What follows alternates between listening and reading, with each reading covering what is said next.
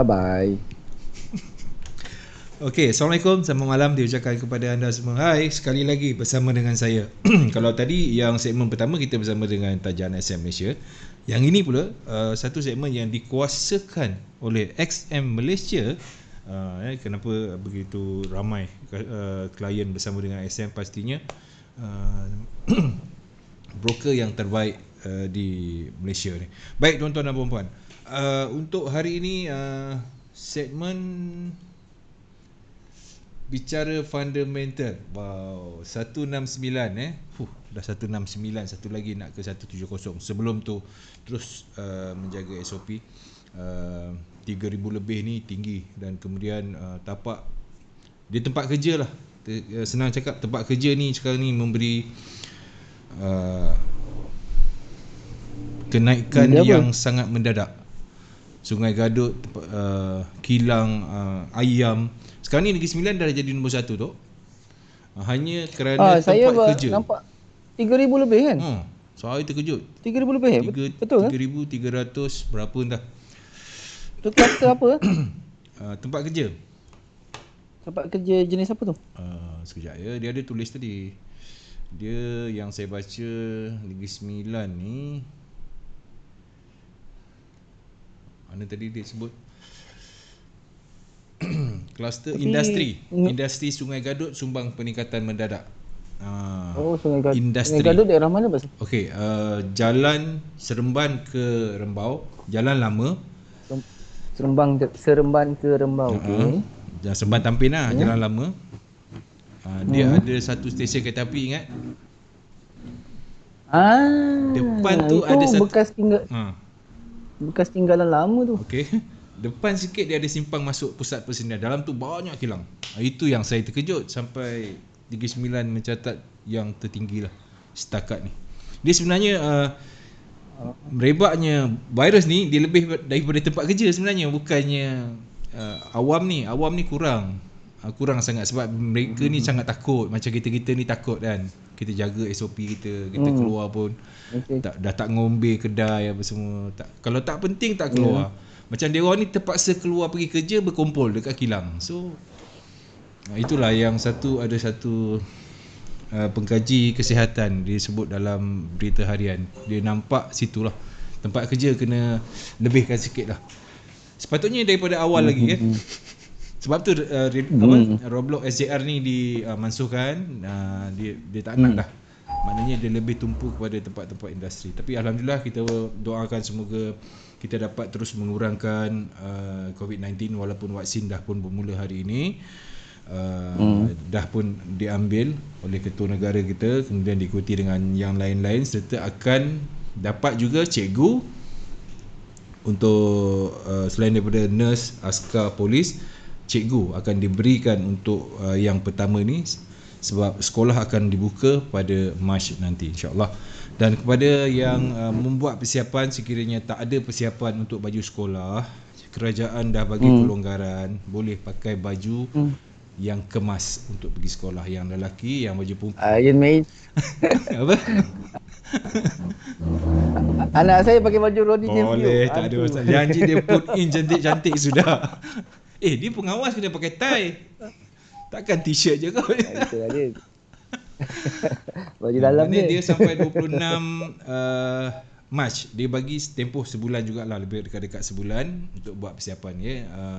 Thank you, terima kasih lah kerana memberikan sedikit ruangan untuk keluarga-keluarga yang kurang berkemampuan ni. Kadang-kadang terkejut. Mula-mula dah bergolok gadai nak belikan gadget untuk anak kan.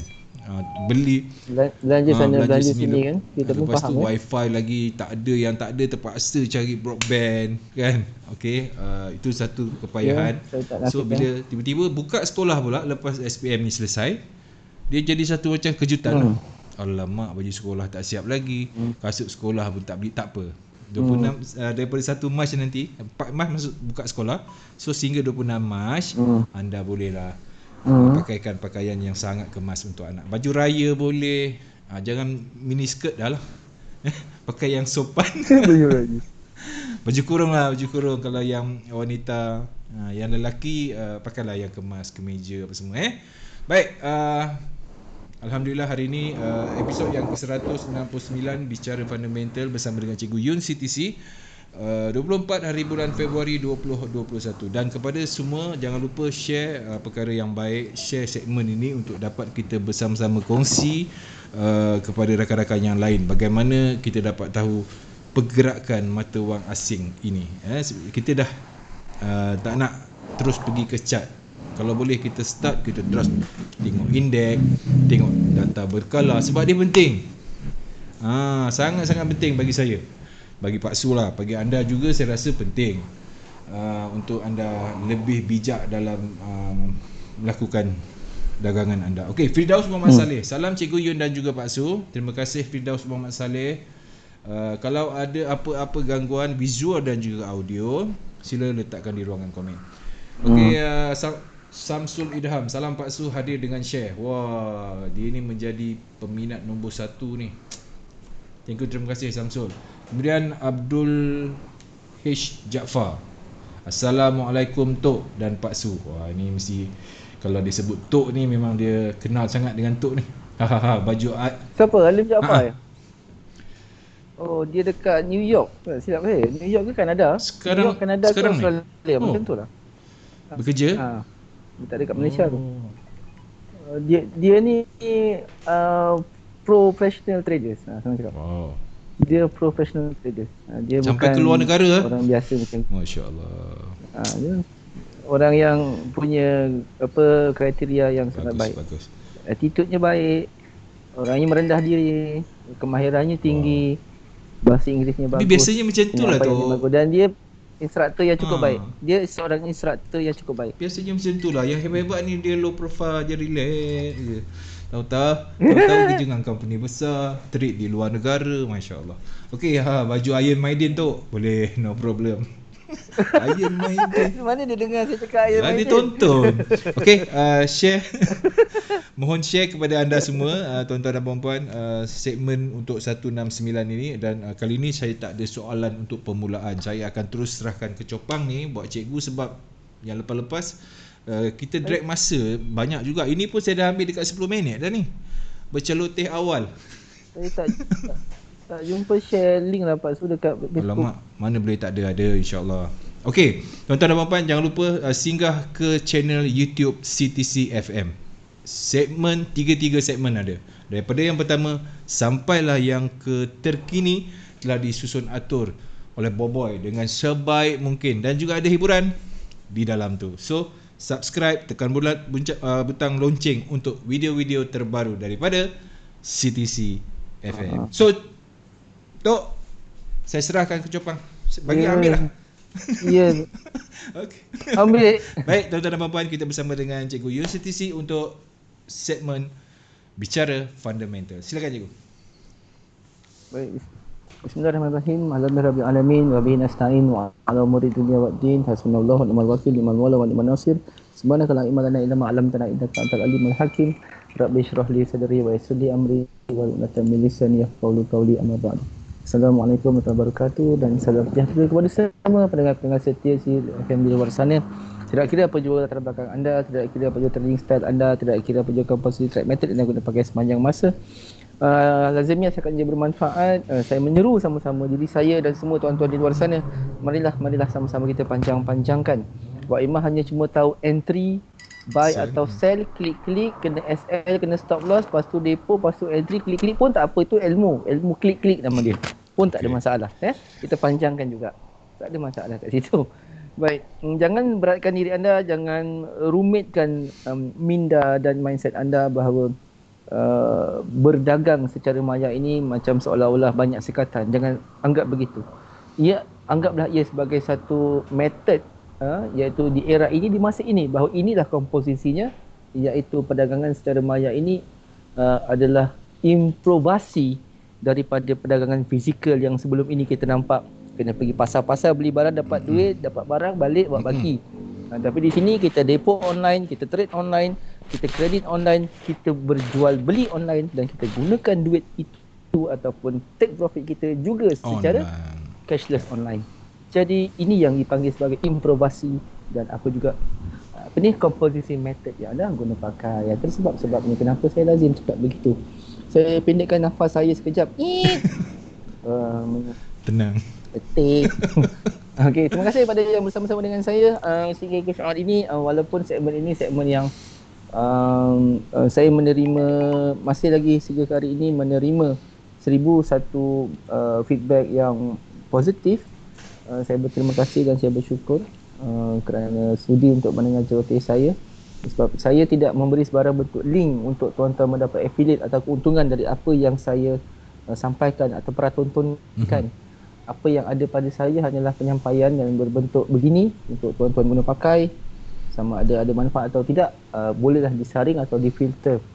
Jadi seandainya review ini berkurangan, dia punya respon, saya minta maaf sebab apa yang ada inilah sahaja seadanya. Baik tuan-tuan, saya pendekkan lagi. Market minggu ini market yang sangat pada saya tidak memihak, ya, tidak memihak kepada USD. currency dan juga tidak memihak kepada metal. Tidak sangat memihak, ya, kita faham.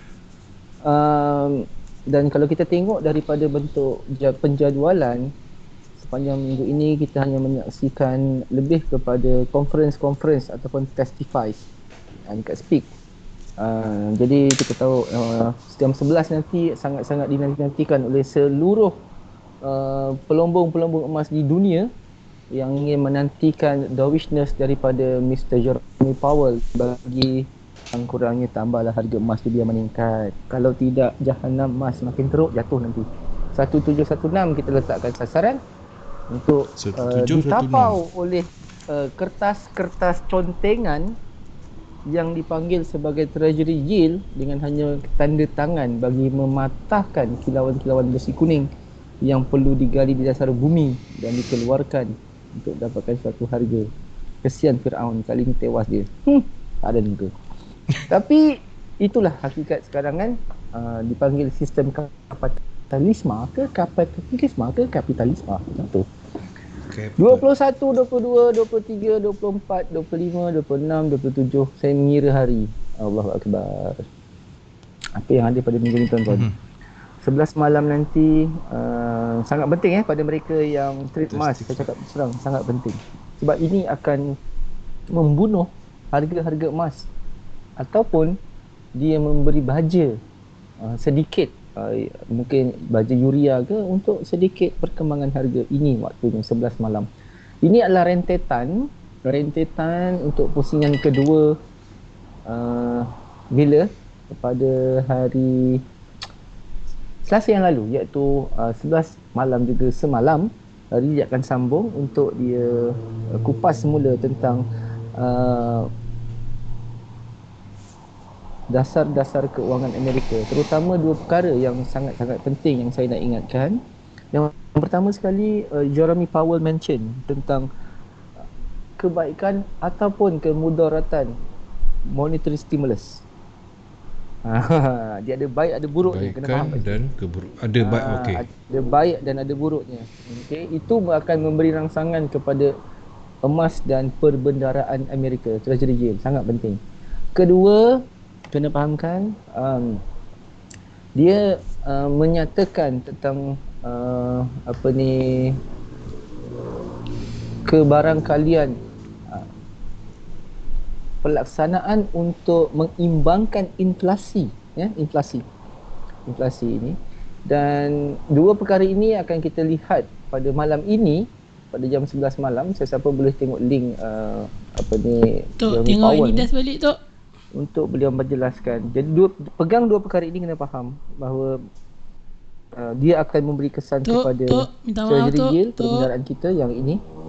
Yang saya hari-hari saya buka sekarang benda ni, nampak? Kejap Tok. Sekarang saya terpaksa sedang belajar untuk ikhlaskan diri. Sekejap. Aduh. Tok, tengok ini dah Tok. Tok dengar suara saya tak? Dengar. Kenapa ini Des? 673.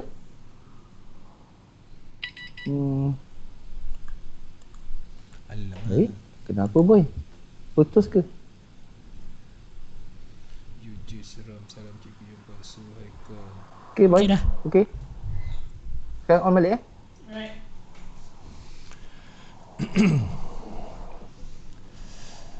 Okey. Baik, maafkan kami. Biasalah manusia.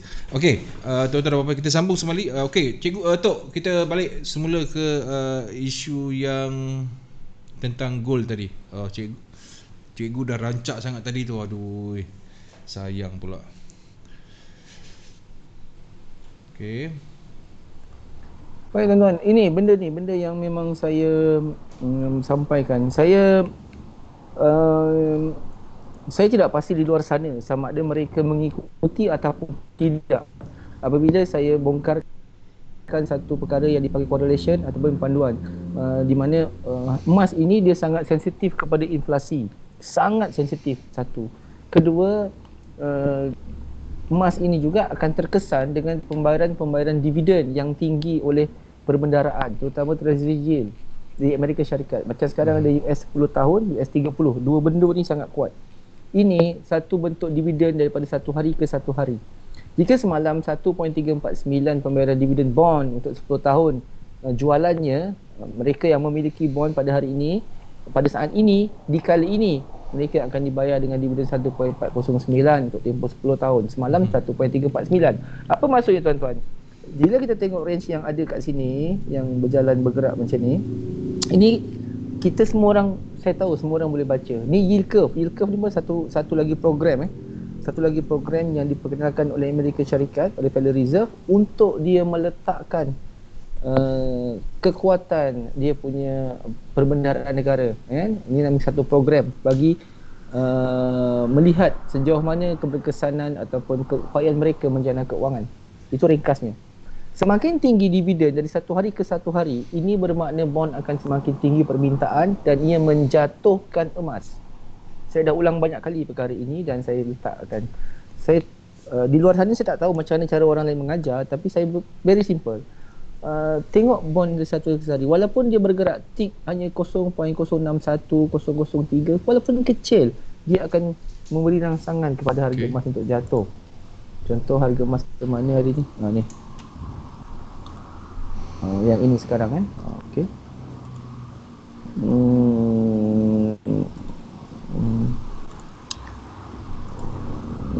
Saya tak pasti di luar sana siapa yang mengikuti macam mana cara nak membaca ni, tapi saya alhamdulillah dapat respon beberapa mereka yang di kejauhan, yang saya tak pernah jumpa depan mata, yang mereka pun tak pernah berkesempatan bertemu saya, hanya melihat perkara ini. Dan apabila kita bicarakan tentang yield ataupun notes ini, bond kertas yang hanya bercetakkan kepala muka Abraham Lincoln lepas tu dicop dan design, lebih tinggi demandnya daripada seketul emas yang terpaksa berempas pula sampai bergolok gadai, sampai bertumbuk, akhirnya tewas.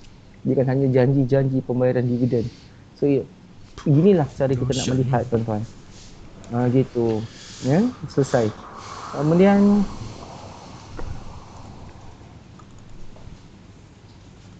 saya kembali semula kepada kita pilih yang ini. Saya kena stop dulu saya punya Facebook ni pasal dia ganggu saya punya pop-up . Saya keluar sekejap ya. Pak Su nanti boleh update lah kalau apa yang perlu. Okey, baik. Seronok kita belajar bagi kategori correlation ini ataupun behind the scene di belakang tabir tentang pergerakan emas. InsyaAllah mereka yang baru berjinak dalam dunia trading ini, dalam financial instrument trading ini juga mampu untuk memahami. Letak ini satu kaunter anda sebelah, ini di sebelah, dan letak tu di sebelah sini untuk emas kita. So dia akan bergerak secara berlawan arus atau lawan jam. Jadi ini sangat membantu, sangat membantu. Ingat sensitivity terhadap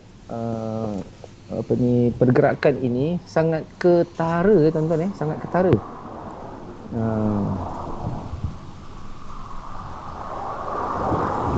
Sangat ketara. Okey, saya selalunya saya akan buat macam ni. Nampak tak saya punya chart? Nampak? Nampak? Yang saya tunjuk ni, nampak? Bukan saya nak promote diri saya, tidak. Nampak benda ni? So ini adalah saya punya trading. Ini saya bagi tahu. Inilah saya punya perut nasi sikit-sikit untuk beli beras, untuk bayar bil air kecil-kecilan sikit-sikit. Nampak ni? Baik. Ini adalah counter bond. Counter bond dengan counter emas. Apa yang saya nak tunjuk tuan-tuan? Yang hijau terpanjang pacak tu bond. Yang jatuh ke bawah merah tu adalah emas. So, saya mengajar mereka yang baru-baru ataupun mungkin nak kenal, tengok macam mana nak tahu emas hari ni naik ke turun tu. Tak susah. Tengok apa yang saya buat.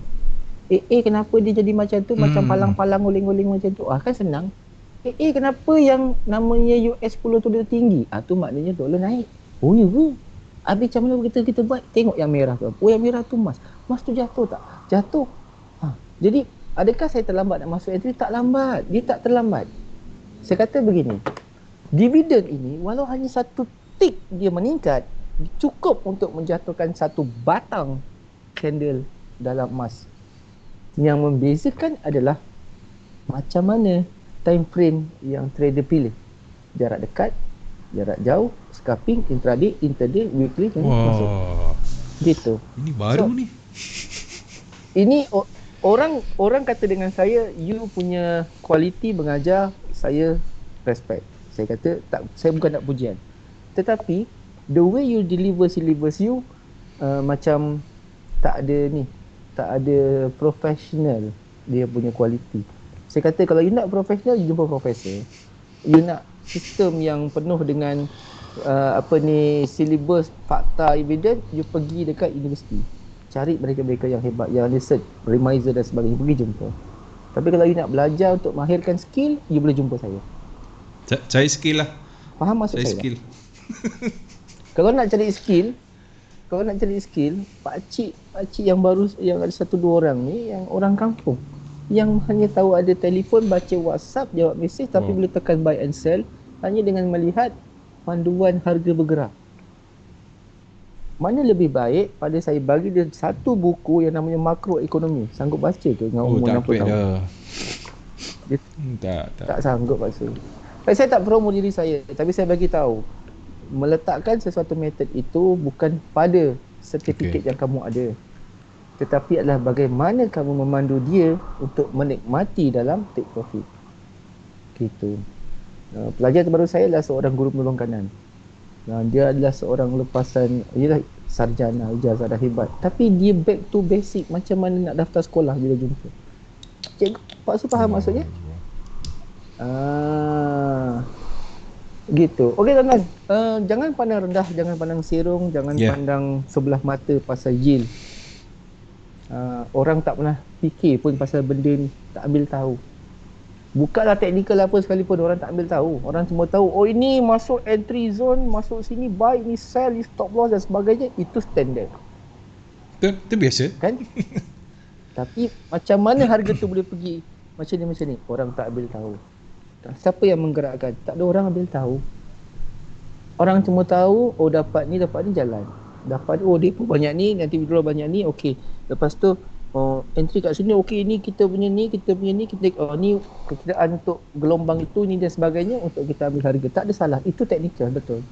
Tetapi tuan-tuan, keluar sedikit je, tak banyak, sedikit saya bagi tahu. Allah Ta'ala tu, dia tak jadikan satu perkara tu dengan satu hal. Jika ada entry harga, dia mesti ada exit harga. Dia tetap berpasang-pasang. Itu mesejnya. Boleh faham? Betul lah cikgu. Pasal faham tak? Betul. Okey, emas kita dah jatuh. Ketara kita sangat jatuh. Dan kita tengah sekarang jam berapa? Jam 10.30. Kita pukul 11 nanti insya-Allah kita dapat menyaksikan Jeremy Powell untuk live jika kita sempat. Dan sekarang pun emas sedang jatuh lagi. Ini satu candlestick yang cukup besar, bearish engulfing, sempurna. Ada 3 stooges ni, 1 2 3. Stooges. Dan segi masa yang sama perbezaan dividen antara bond dengan yang semalam pun sangat ketara. Ini bermakna sangat besar. Dia perbezaan cukup besar. Okey. Dan kita terus pada jam 1.30 awal pagi nanti tuan-tuan. Jam lebih kurang 1.30 pagi. Besok 24 hari bulan. Tengok lagi dah pagi. Gitu. Macklem. Ni governor yang baru. Saya tak sempat kenal lagi baru dengan Macklem ni. Governor ni? semenjak dia ganti Stephen Polos, kan. Lagipun saya pun dah jarang dapat online di Konti. Nanti satu masa saya ke Konti juga, cuma untuk bulan ni saya masih terikat dengan SOP kawasan sini. Itu je lah. Masih McLaren ni orang baru, governor baru, jadi kita nak lihat sesuatu yang luar biasa daripada beliau. Ni akan bercerita tentang Bank of Canada, so lebih kepada digesting lah, ya. UCAD lah, siapa track UCAD. Kalau kita tengok UCAD kat sini, USD CAD, antara saya gemarkan UCAD sebab dia banyak membantu saya.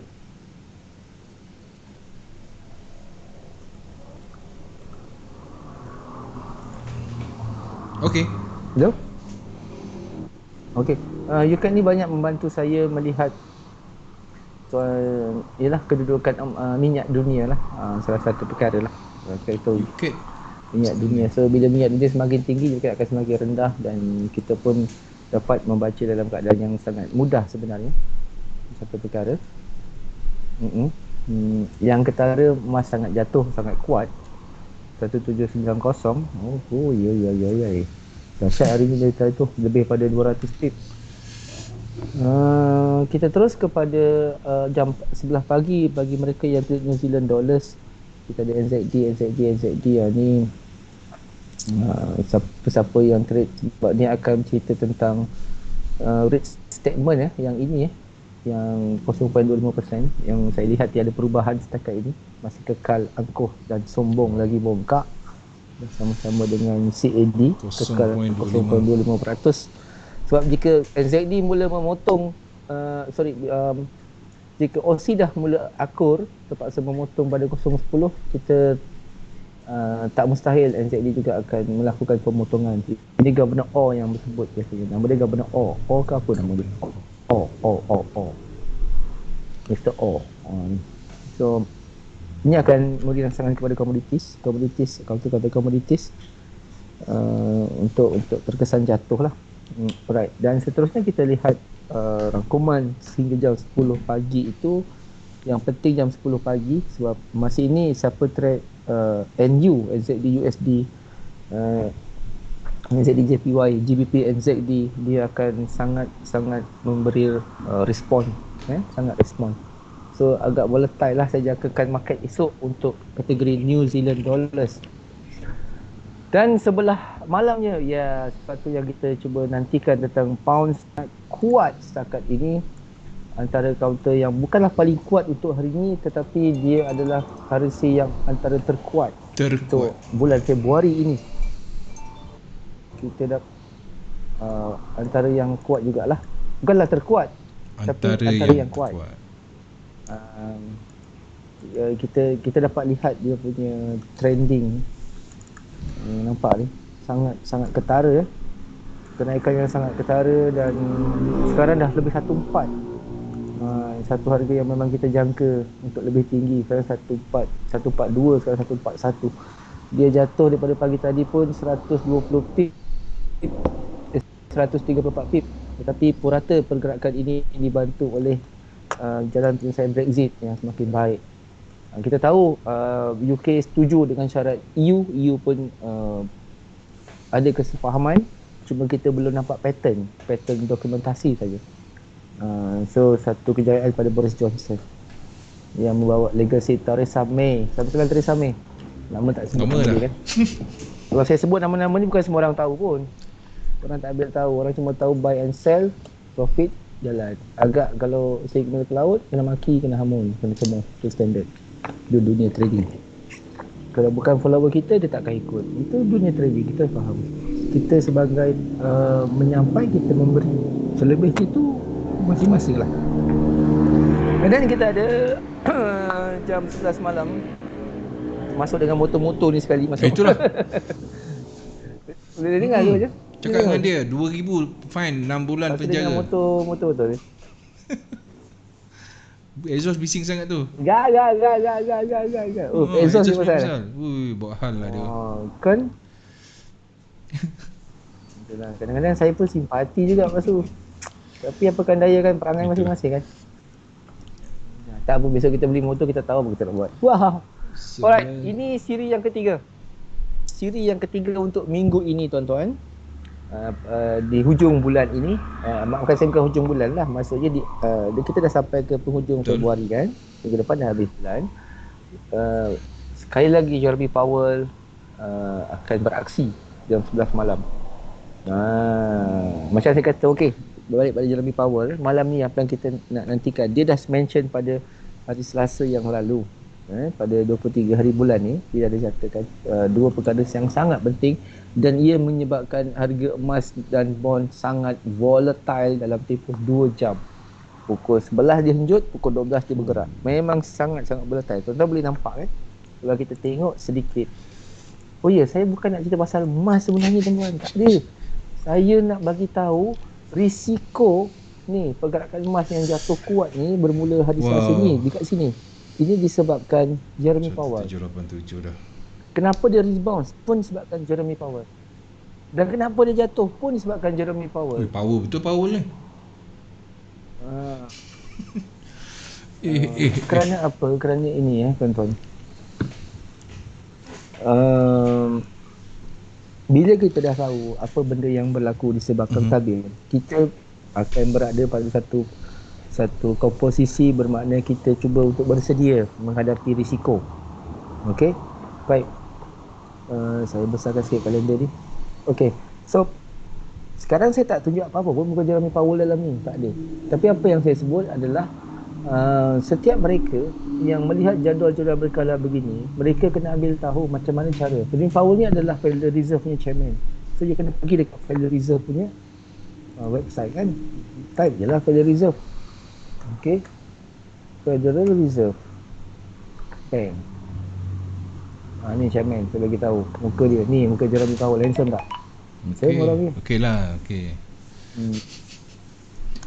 Kira okey lah kan. So kalau kita letakkan pada Federal Reserve Conference, untuk hari ni kita tahu ni ada Federal Reserve punya jadual, benda yang dah kita highlight banyak kali. Sebab kalau saya nak buka benda-benda ni semua secara sekarang ini, waktu ini, pada saya benda yang dah kita ulang, ni kan semua ada kat sini. So monetary policy, event and news, press releases, speeches, testimony, semua ada, conference semua ada kat sini. So kita boleh tengok muka dia puas-puas, tengok dia akan berucap, semua ada jadual, education, banking, ekonomi, semua ada. Boleh pilih lah. Semua ada. Alright tuan-tuan, saya kat sini. Okay, so saya ringkaskan dua perkara yang dia sebut. Beza Jeremy Powell dengan Joe Biden. Joe Biden saya akan bagi tahu masa bila hari besar dia nanti. Sekejap lagi saya cakap. Dua yang akan dia sentuh, mungkin kita akan dengar malam ni. Pertama, inflasi. Yang kedua adalah treasury yield, risiko dia. Ataupun tadi risiko pandemic stimulus package yang akan dilancarkan oleh Joe Biden. Pertama, inflasi. Inflasi Amerika tuan-tuan, bawah CPI. Kalau kita pergi kepada kalender-kalender kita macam ni. Ni retail ni nampak CPI, tapi ni pound sterling. Amerika ada CPI dia. Ada data CPI Amerika. Okey. Kita tengok kat mana data CPI Amerika. Kalau tak silap saya, dia terbit di antara 11 hari bulan 11 ke 12. Itulah. 15. Keluar gambar apa? Dia dekat sini kan. Dah hilang lah gambar ni. Mana tahu pergi ni. Adalah tu CPI dia. Senang cakap ada, memang ada. Cuma kita bagi contoh yang inilah senang. CPI, Consumer Price Index. Ini data inflasi tuan-tuan. Yearly ni nampak. Data yang meningkat. Bila data yang meningkat CPI macam Great Britain ini, dia secara tak langsung pada 17 dia akan membantu peningkatan kenaikan pound sterling untuk accelerate atau mendaki begini. Selesai. So apa yang Jeremy Powell nak adalah dia nakkan satu data inflasi yang kesasaran. Itu satu. Kedua, inflasi ni dia akan memberi kesan kepada emas. Kesan inflasi yang jatuh, yang kuat, yang jatuh, dia akan merangsang kenaikan emas. Inflasi yang tinggi dia akan menjatuhkan nilai emas. Itu kesan inflasi pada emas, pada gold, siapa yang trade emas. Kenapa saya cerita gold? Sebab banyak dia punya kesan berbanding currency. Banyak safe haven option, okay? Safe haven counter, safe haven investment dipanggil, safe haven asset dipanggil, macam tu. Ada orang panggil macam-macam gelaran pada emas. Kenapa? Sebab dia sangat-sangat memberi rangsangan kepada counter-counter ni. Sebab hanya emas dia yang physical dia wujud. Dia macam duit ni semua ni, dia chop aja photo state. Siapa boleh tukar. Nak tukar muka paksa pun boleh. Chop nilai RM10 muka paksa, pegang mic, logo CTC. Tak salah. Chop aja. Betul Kan lah. paksa kan? Boleh je. Dia paksa? Tak dengar ke? Dengar. Okey, Cikgu ni buat suspend dengar. Okey. Wah, ni kena tunggu pukul 11 ni. Okey, so kedua dia akan menjelaskan tentang situasi stimulus. Okey, pandemic stimulus 1.9 trilion yang akan dilancarkan oleh Biden, insya-Allah akan dilancarkan pada 28 hari bulan. 27. Tak silap saya. 27 ke 28?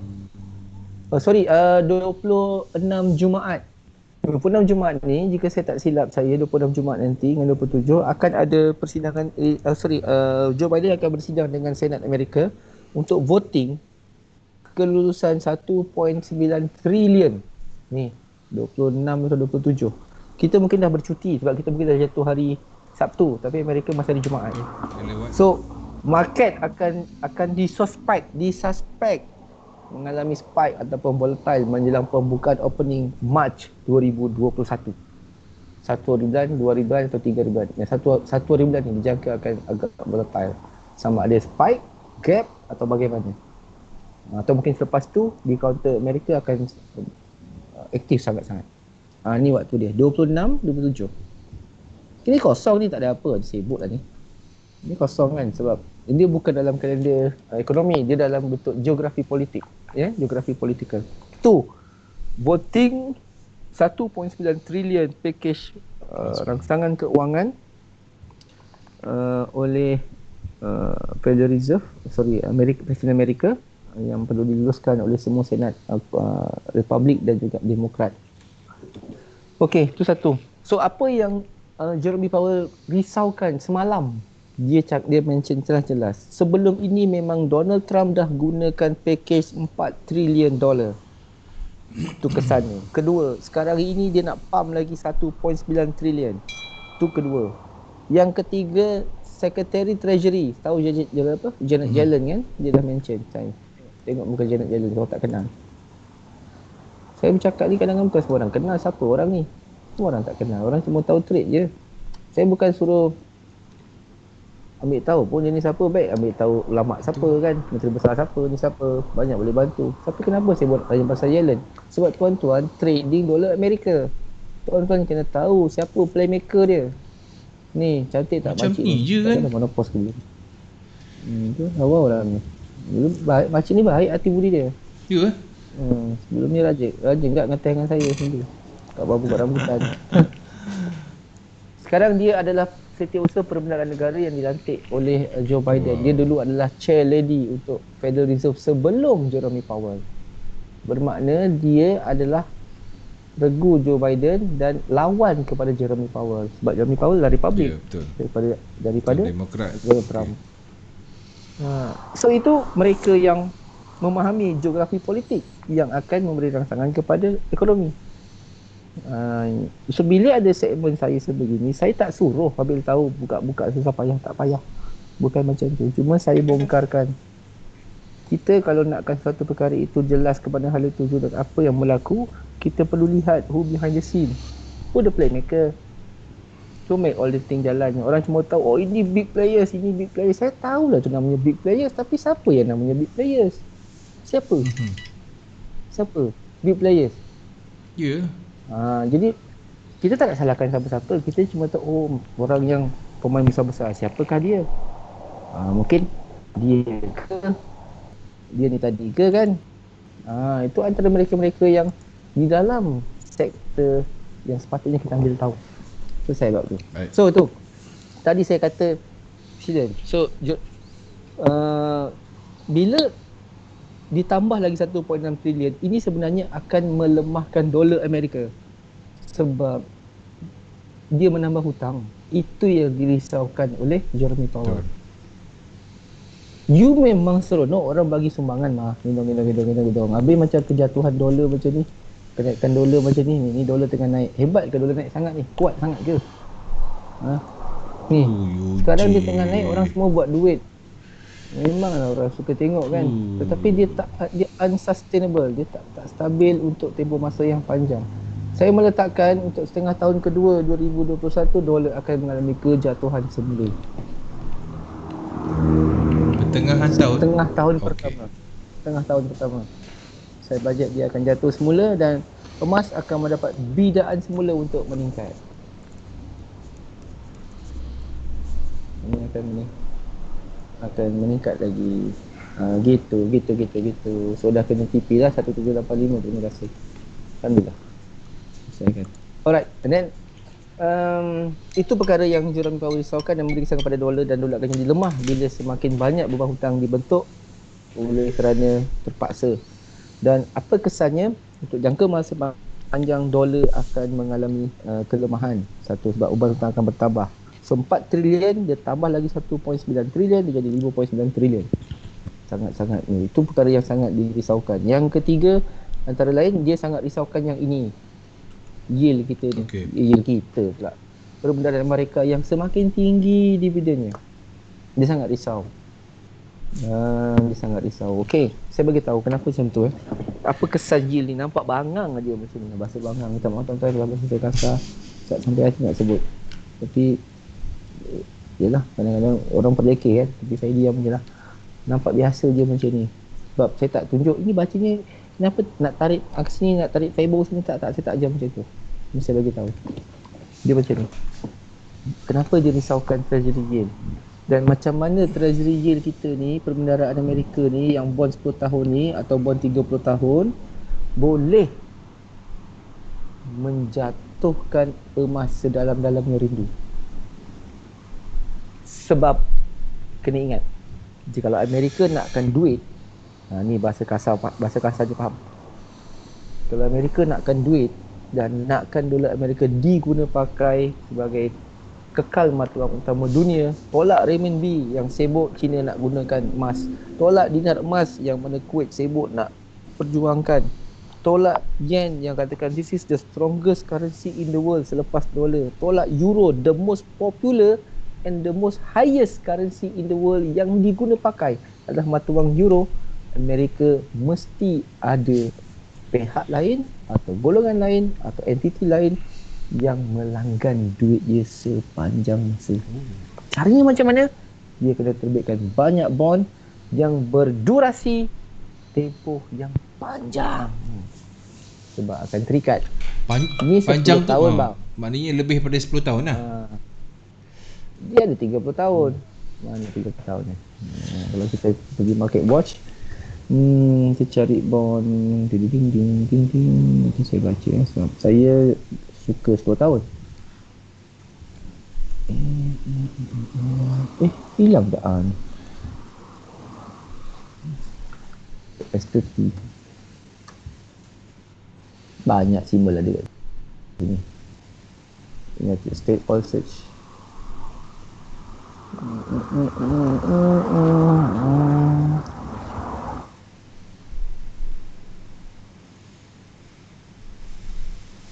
Hilang. Salah ejaan ke? Saya betulkan balik ejaan saya. Ejaannya 10 year treasury. Taking note.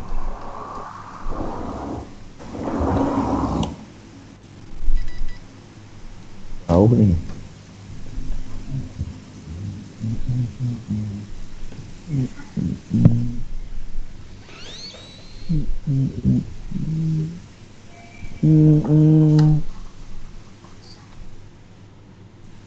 Tak jumpa lah waktu simbolnya. Ke mana pergi dah? Lantak dia lah. Pergi masa dah ni. Okay, dan kita berakhir di sini. Jangan. Pada minggu depan lah. Masa bila habis. Dekat-dekat nak habis tak jumpa tadi yield 30. Tak apalah, saya pendekkan cerita. So, makin tinggi dividen, emas jatuh, dolar Semakin naik. tinggi. Habis cerita. Baik. So, jadinya dan sekarang ni apa yang berlaku adalah sesuatu yang kita dah jangka, ada kesan yang sebegitu. Berbalik kepada kupasan kita yang ini tadi. Okey tu, 1, 2, 3 perkara. 3 perkara. Itu akan menjatuhkan dolar. Semakin jauh, semakin panjang, semakin banyak bond di auction dan semakin tinggi dividen, ini akan menjatuhkan nilai emas. Fahamkan tu betul. Ini akan menjatuhkan nilai emas. Dan untuk berapa lama, dia bergantung kepada sejauh mana Amerika nak terbitkan bond. Satu perkara. Yang kedua, macam mana kita nak tengok dolar Amerika akan mengalami kejatuhan. Ni, dolar tengah naik. Dengan tu kita letak dolar indeks. Dolar indeks kita ni. Ni dolar indeks kita ni. Ni yang tengah gagah perkasa terbang ni. Ni, kita besarkan sikit dolar indeks ni. Dolar kita indeks sejauh mana? Kena ingat kenaikannya bukanlah hebat mana sangat pun. Kalau kita tengok secara intraday macam ni pun, dia masih ada dalam potensi untuk berjatuh. Nampak? Nampak tu. Kita boleh nampak kan, cuma dia dah potong kita punya trend line menandakan perubahan harga sedang berlaku dan memang ada kenaikan untuk tempoh sekian. Ini terkesan oleh besok hari Jumaat. Stimulus nak di voting, lulus atau tidak 1.9 trilion. Kalau makin lulus, bye-bye goodbye. Makin lagi tinggi dia. So, apa yang berlaku hari ini dengan kejatuhan besar-besar macam ni, dia terkesan oleh satu-satu perkara yang besar, terutama geografi politik. Benda yang tak ada dalam kalender tetapi memberi rangsangan kepada pergerakan pasaran dunia. Gitu. Sangat penting tuan-tuan. Sangat penting. Okey, so selain daripada nanti pukul 11 nanti, so bermakna hari Selasa semalam, malam ni pukul 11, dan satu lagi kita ada hari bila nanti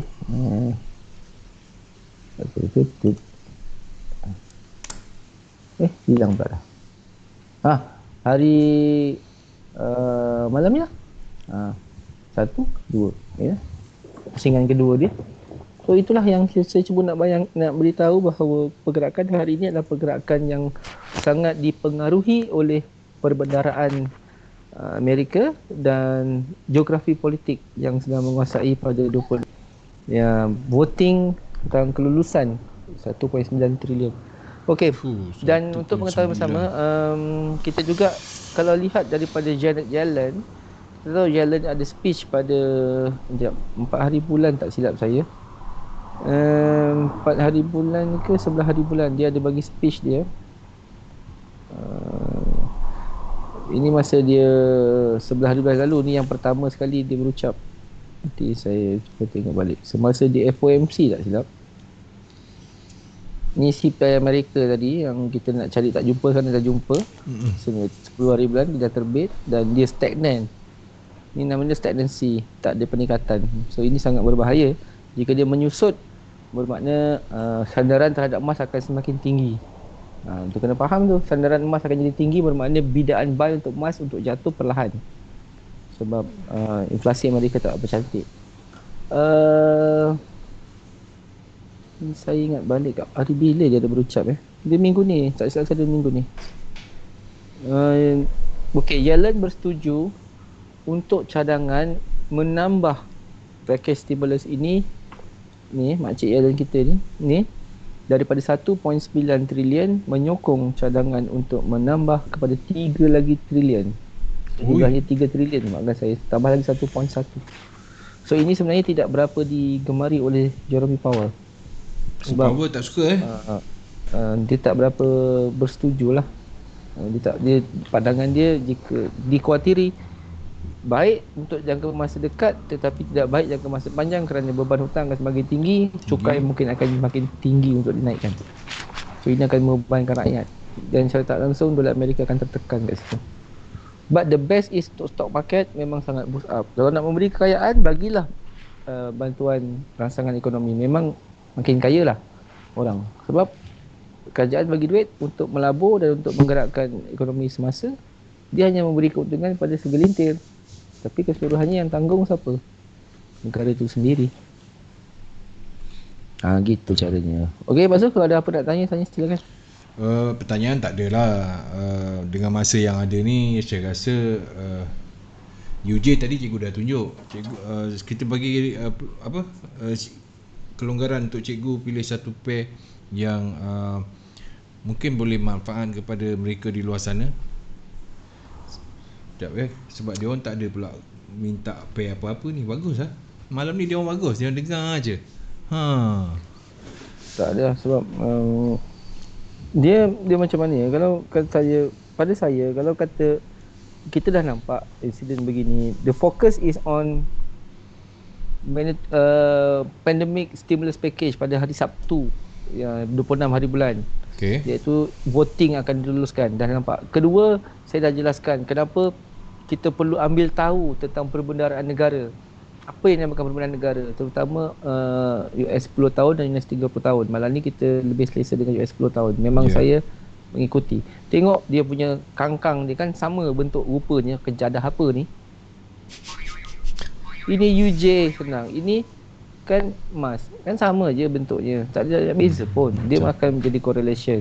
Tengok balik pada indeks pun dah melepasi kepada kita punya trend line. Dan nampak siapa yang belajar teknikal, dia kata ini adalah breakaway ke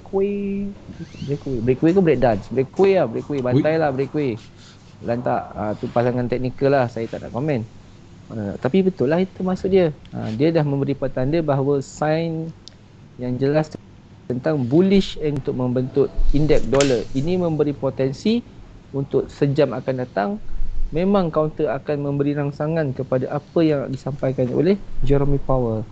Tapi saya masih melihat Jeremy Powell masih meletakkan kita adalah berpotensi untuk memanjangkan ini. Saya nampak macam ni Ini apa yang saya nampak. Saya nampak yang ini.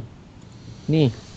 Memanjangkan tempoh treasury yield diterbitkan.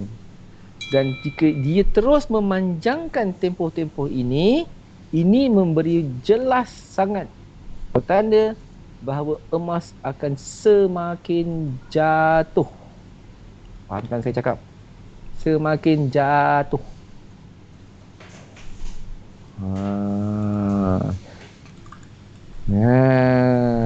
Teknikal nampak jatuh betul. Tak salah teknikal kata ini dah beri sign betul. Tapi kenapa dia jatuh? Sebab itu yang saya sebut. Saya cakap, kalau dia memberi pandangan jelas, memanjangkan tempoh-tempoh pengeluaran bond dengan dividen yang segini, yang macam mana kita nampak, bahawa itu adalah signal jelas dolar akan mendapat sokongan keuangan dan emas akan dijual.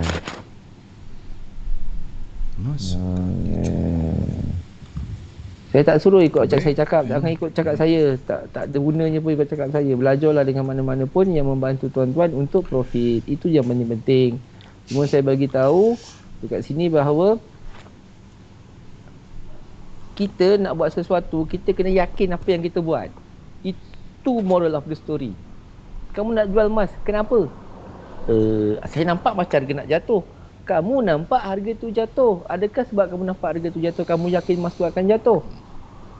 Kamu samar ke kamu yakin? Kalau samar jadi gorol. Gorol jadi apa? Jadi judi. Judi jadi apa? Jadi haram. Agak marah ni. Wah, marah ke? Tak ada lah. Saya bukan marah. Saya bagi tahu. Okey. Lu hebat macam mana pegang duit juta-juta sekalipun, kalau tak boleh letakkan duit itu ni apa? Dari mana datang duit ni? Saya trade. Trade apa? Saya trade emas. Macam mana kamu trade? Ni, tarik sana, tarik sini. Tarik sini. Oh, ni harga kat sini. Ni harga kat sini. Betul. Itu kamu mencari harga untuk melihat arah harga itu dibeli atau dijual. Tak salah. Itu betul. Teknikal memang ajar macam tu, tak salah tuan-tuan. Itu benar sebab kita mencari harga melalui teknikal. Tapi macam mana dia boleh jatuh? Pasal ada overbought. Dalam teknikal memang dia kata macam tu, ada overbought betul. Tapi itu dalam teknikal. Macam mana dia jadi overbought? Sebab apa? Okey, bukan nak beratkan kepala kita Pak Su, tidak. Tak betul. At least bukan macam tu. Jadi kamu kena tahu kamu punya asbab musabab kenapa harga emas jatuh. Jawapannya kerana emas terkesan kepada dua perkara penting yang sangat penting, iaitu kejatuhan dan kenaikan inflasi. Pertama. Kedua, semakin tinggi permintaan perbendaharaan negara dengan pembayaran dividen yang tinggi dengan tempoh yang panjang, maka emas akan jatuh nilai. Itu yang saya nak supaya orang faham. You hebat macam mana pun, tak ada sijil pun yang akan kamu terima. Itu jelas.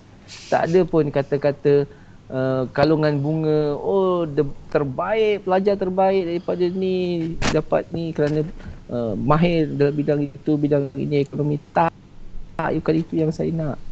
Saya cuma minta tuan-tuan, kalau tuan-tuan trading online, bukan hanya semata-mata tahu buy and sell. Tahu buy and sell, budak-budak kecil kita letakkan mouse ni, tekan je ni namanya apa, macam ni. Kau angkat ni, kau ambil. Tu buy sell. Dia nak jatuh, kita sell. Kita tekan sell. Nak naik, kita tekan buy, kita buy. Bukan itu yang saya nak. Itu dah jadi main tikam-tikam. Ya, betul. Saya bercakap ni sebab saya nampak 1001 macam perangai dan karenah. Saya bercakap ni sebab saya nampak untuk kita menjadikan kita yakin dengan apa yang kita buat, kita kena ada sedikit lah, walau tak banyak, sikit adalah ilmu pengetahuan. Dan biar sikit itu tapi ada praktikal dan kemahiran, dia membantu kita untuk kita lebih baik dan lebih memahami yang dinamakan jual dan beli, yang dinamakan sebagai instrumen trading secara online. Gitu Pak. Kalau setakat nak main macam ni, pergi mesin judi je senang. Masuk 10 cuci 10, masuk 10 cuci 50 hebat tu. Kan? Itu naik turun itu senang kan? Sangat tu. Baik tuan-tuan, minta maaf saya gurau-gurau malam ni. Saya sembang-sembang dengan tuan-tuan semua, dengan yang mendengar segmen saya. Sebarang inilah kelemahan saya minta maaf sangat-sangat. Sebarang apa yang saya sampaikan jika dia tidak munasabah atau tidak menepati piawaian tuan-tuan, saya juga minta maaf. Niat saya satu lillahi ta'ala, niat saya satu lillahi ta'ala. Jadi saya harap ada kebaikan saya untuk diri tuan-tuan, untuk semua, tolong sampaikan dan panjang-panjangkan. Dia cuma satu huruf, walaupun cuma hanya mengajar seekor tikus. Ini klik buy, ini klik sell pun tak apa, orang tu faham dan ditekan. Ilmu lah tu namanya, berbanding dengan yang perkara lebih baik. InsyaAllah Pak Su, terima kasih banyak dan kita jumpa lagi di Waktu Rancangan. Jika ada kesempatan, masa dan ketika, terlihat lagi kedudukan makro ekonomi semasa untuk pilihan kaunter-kaunter yang lebih baik. Aku lu qauli hadza wa astaghfirullahi wa lakum wa billahi taufiq wa hidayah. Assalamualaikum dan kita jumpa lagi. Terima kasih. Baik tuan-tuan dan puan-puan. Malam ni best. Tuan-tuan, bukan sekadar teknikal je. Sebenarnya sepatutnya kepada yang baru-baru ni dia kena belajar sedikit fundamental dahulu, baru dinaikkan, kita zahirkan kepada teknikal. Kan? Tapi kita nak cepat, mereka di luar sana nak cepat, depo terus nak trade, nak untung. Jadi kita lupa pergerakan tu datang daripada mana. Baik, terima kasih cikgu halalkan ilmu untuk malam ni, dan kepada anda semua yang telah berkongsi, terima kasih kerana anda telah berkongsi satu benda yang baik, dan insya-Allah kita akan bertemu lagi dengan Cikgu Yun pada minggu hadapan insya-Allah. Dan esok kita ada evolusi saham global. Bersama dengan Abah Al-Fisal. Ni siapa yang kaki saham. Okey, siapa yang kaki saham boleh. Ni sebab dia baru episod awal, dia lebih kepada pengenalan. Okey. Baik. Kemudian borak bersama Berlento juga ada esok. Dan dengan itu saya tinggalkan anda. Saya Boboy daripada Konti CTC.FM mengucapkan Assalamualaikum. Kita jumpa lagi. Bye bye.